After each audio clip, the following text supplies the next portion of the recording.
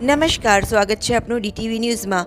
દાહોદ જિલ્લામાં ભારે પવન અને વાવાઝોડા બાદ કરા સાથે વરસાદથી અનેક સ્થળોએ નુકસાની સામે આવી છે। 16મી મે સુધી હવામાન વિભાગ દ્વારા વરસાદની આગાહી કરવામાં આવી છે। તેની વચ્ચે આજે બપોર બાદ દાહોદ જિલ્લાના વાતાવરણમાં પલટો આવ્યો હતો।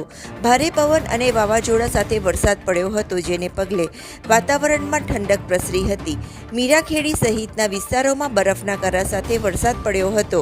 પેથાપુર ખાતે ભાગવત કથા માટે બનાવેલો સમિયાણો પણ પવનમાં ઉડી ગયો હતો। ગરબાડાના પાટિયાજોલા ખાતે વૃક્ષ ધરાશાયી થતાં હાઈવે બ્લોક થયો હતો, પરંતુ પોલીસે વૃક્ષને રસ્તા વચ્ચેથી હટાવી હાઈવે ખુલ્લો કર્યો હતો।